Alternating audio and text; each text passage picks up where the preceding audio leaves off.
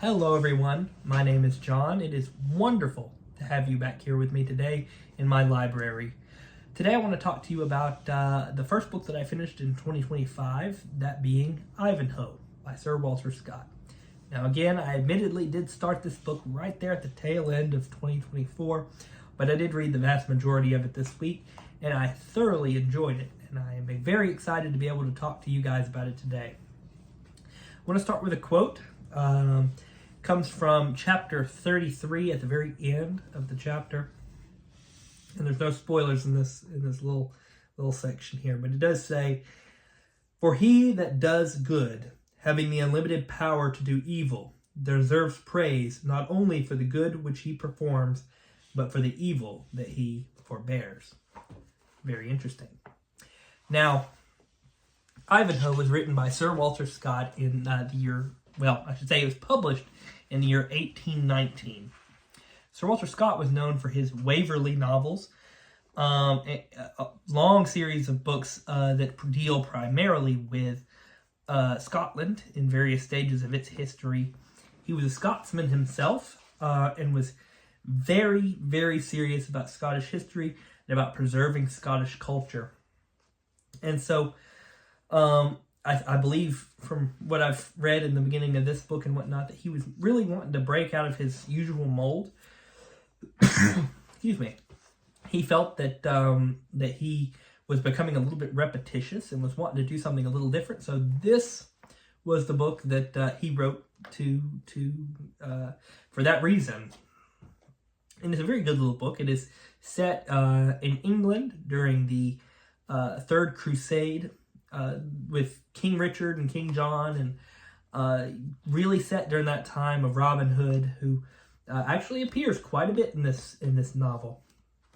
In fact, I think Robin Hood probably owes quite a bit to this novel right here.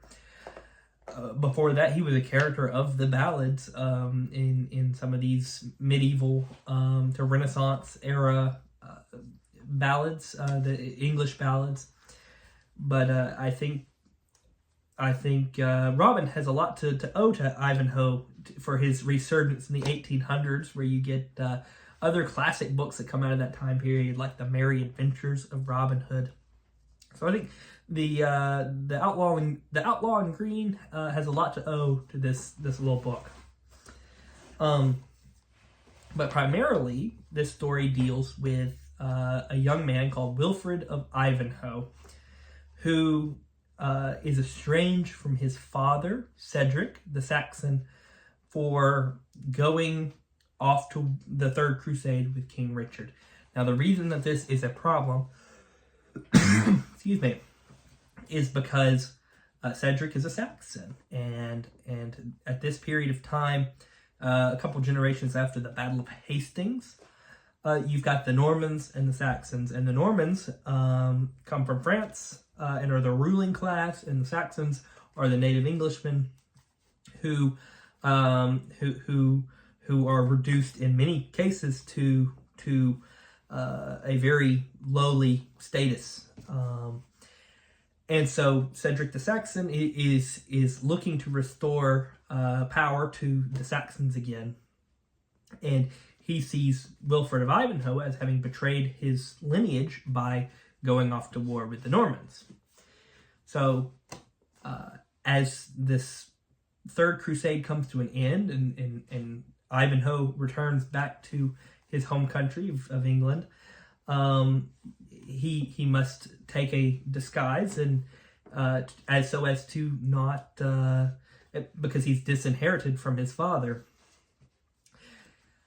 How to describe the plot from here is kind of difficult, because there's a lot to it. There's a lot of characters, but there is also the Lady Rowena, who is also the ward of Cedric the Saxon, Ivanhoe's father, who Ivanhoe is deeply in love with. But however, as this is a courtly romance and you've got lots of courtly love and things like that, the lady of whom Ivanhoe has to most frequently save is not Lady Rowena. In a bit of a twist on the normal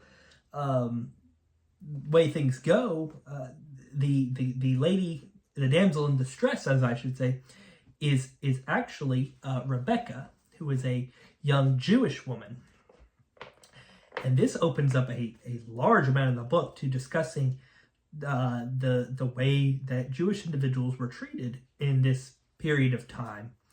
It's actually quite commendable for Sir Walter Scott, because of course, he's not writing this in the Middle Ages, he's writing this in the 1800s, but he is very nuanced about his portrayal of Jewish individuals in this book, and that's really to be commended, especially for the time that he's writing this in. It's not perfect. I think that the stereotype of Jewish individuals being, greedy and money changers is in this book. It's definitely there, but the characters are very sympathetic, and there are lots of insults and things like that. But I think that in the book, I think you're seeing that this is very, very natural coming from the characters for this period of time in history. So not something that Sir Walter Scott is in any way endorsing. In fact, like I said, Lady Rebecca is one of the most interesting characters in this novel. In fact, I honestly think she has more to do than Ivanhoe in many cases. But what this, of course, these two can't end up being together, even though they do set some of this up that he has feelings for her and she has feelings for him. But of course, there being the difference between his Christianity and her Jewishness, at this period of time, that would just not have been the case. So he ends up with the Lady Rowena. But this book has everything. It's got everything from tournaments and jousting matches in the beginning of the book to castle sieges in the middle, and witch trials at the end, and it's very exciting all the way through. It deals with Templar knights and all sorts of gallantry, and I thoroughly enjoyed it.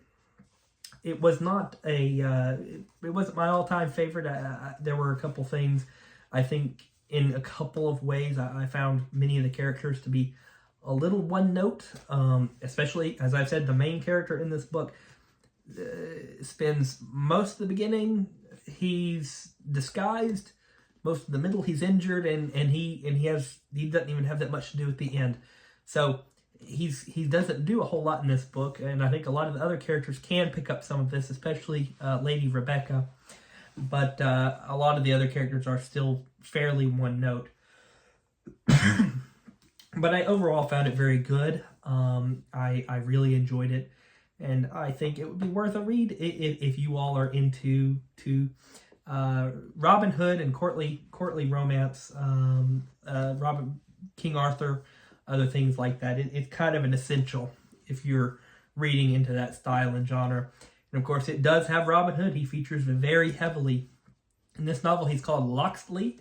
But he wins an archery tournament and has his merry men and helps to save Ivanhoe and his family in a climactic battle, and he has a large part to play in the proceedings. Anyway, I thank you for having joined me today. I appreciate your time, and I look forward to meeting with you all again very soon. I hope to have some more videos up before terribly long. Working on that Julius Caesar deep dive, which will be probably a little bit more in depth than I am right here. I just decided to get on and gab a little bit about Ivanhoe, but I think the Julius Caesar essay will be probably a little bit more in depth and a little bit more reviewed. Yes, other than that, I thank you all for joining me. I hope to see you all again very soon. Thank you very much.